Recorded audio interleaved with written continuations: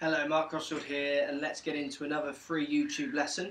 Let's see if we can give a YouTuber a little bit more free golfing help. Let's get into it.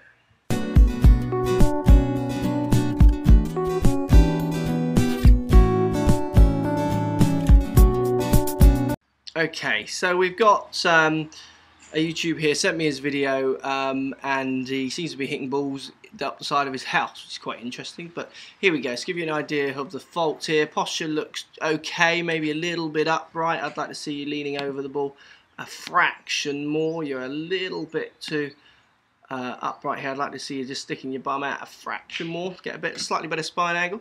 But main problems we're seeing on the backswing here is we're seeing quite a lot of lifting up with the left shoulder, and then in turn getting the hands very laid off and the club very laid off at the top of the backswing, which is coming from the way you're turning your upper body kind of up rather than left shoulder down under your chin a lot more. Then what we see, because of this, we see this very steep correction on the way down, from the laid off on the way back, steep on the way down, club shaft gets very upright, and then on the way through, very low hands as you try to hold the club off. So look, let's get into the studio and give you an idea of what we mean and how you might improve this.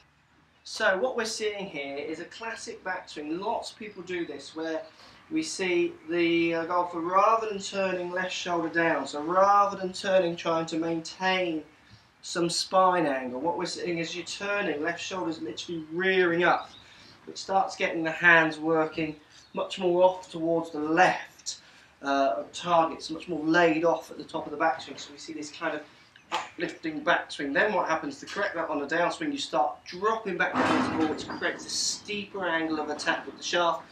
And then because you're hitting across the ball, certainly no release can happen. So because you're hitting across the ball, what starts happening is you hold the club off to try and save the ball back to target. And in turn then we see the very low hands on the way through. So the hands coming out very low on the way through.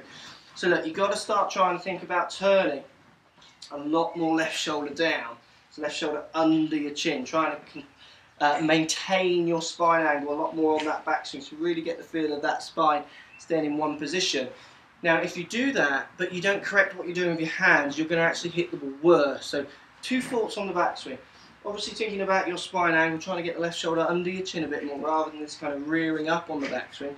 But the other thing I want you to think about, is I've talked about in lots of videos, is you need to think about trying to get your club face working more this way on the backswing. What we're seeing is you lift the left shoulder up, the face is opening, giving you this very cupped left wrist position, top of your backswing, open face, laid off hands, which is always going to make you hit across the ball. So it's two thoughts to make this work. One, trying to feel that you're turning the left shoulder under your chin a lot more on the way down, which will actually get you feeling like you're swinging a bit steeper with the shaft on the backswing rather than this kind of opening, fanning backswing with the face.